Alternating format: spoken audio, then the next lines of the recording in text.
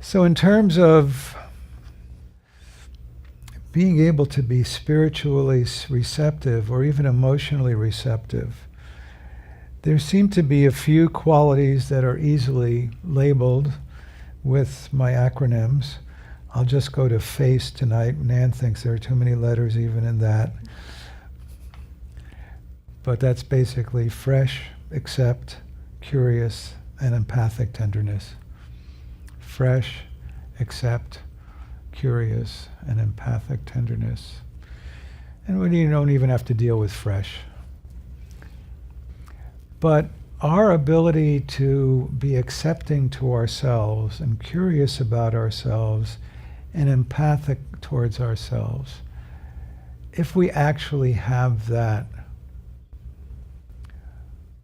much like the aroma of a perfume in a perfume shop, when somebody comes into the aura of your surround, if you're conveying that about yourself, they will start feeling that about themselves. Acceptance and curiosity and empathic tenderness.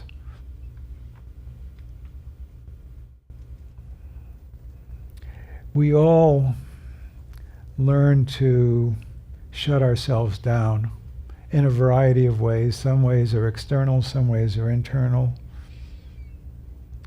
We all have learned how to tune our experience down or modulate our experience. We learned from our parents that our voice was too loud, our sense of self was too big, our assertiveness was too aggressive, our femininity was too sexy, our joking was too out of bounds, our curiosity was too bothersome.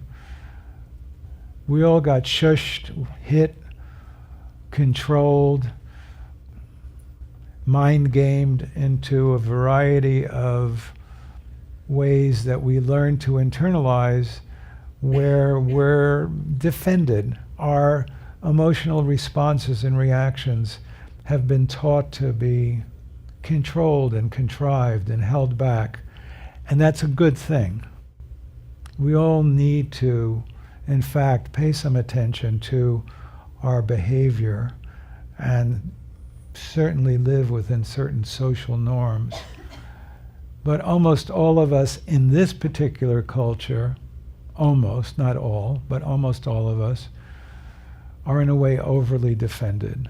We know too well how to sort of bind ourselves in, control ourselves, deny ourselves, so that we may not even know we're hungry. We may not even know that we need something. We may not even know we're happy. We may not even know that we crave emotional support. We may deny our need for emotional support. We may feel we're completely autonomous. Who needs other people? I don't need other people. I don't need anything from anybody. It's a kind of a cultural ideal in our culture. It's very, very much a cultural ideal in our culture. And it's supported by a certain kind of shutting down of actually our mammalian heritage of we're social critters. We just are social critters, like it or not. We're like elephants and gorillas and the like, and dogs and cats. So really, all of the practices that we do that are attentional practices, that are mindfulness practices, that are insight practices, are really avenues to appreciatively learn much more about who we are and create a much larger vessel for holding who we are. And if you're doing any kind of basic Buddhist practice, you are going to be bumping up against stuff that's in, some of the drawers that you haven't opened in 30 years. Dirty socks that you haven't come across in a long time. Pleasurable socks that you haven't seen since childhood. Painful socks that you've forgotten. Memories that kind of just tickle you that, golly gee, I haven't remembered that incident climbing over the fence in 45 years. And there was this joy, and then there was the landlord smacking me when I ended up on the other side of the fence. But boy, did I feel like Superman on the top of that fence. Yay! But boy, was that painful, and especially when my father slapped me too. You may not have remembered that in a general ongoing way. But that can come up in the context of meditation. It can come up in the context of therapy, obviously, which is also oriented towards a deeper acceptance of who we are. You know, so emotional generosity to oneself is a kind of acceptance, curiosity, empathic tenderness, ACE. ACE.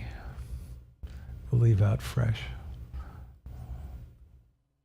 And emotional generosity with another is really knowing what you feel comfortable sharing, not sharing more than you're comfortable with, but allowing someone else to be vulnerable with you, taking in what others are saying to you with curiosity, and maybe most of all, a true appreciation for the other without some kind of preconception of somebody needs to be this way or that way.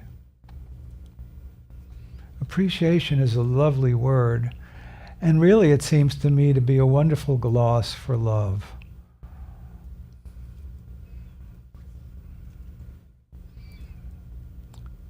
I love language. Of course, I had to look up the etymology of appreciate, and it has to do with the Latin ad, which means to, and I don't remember the root, but it's sort of appreciate or something.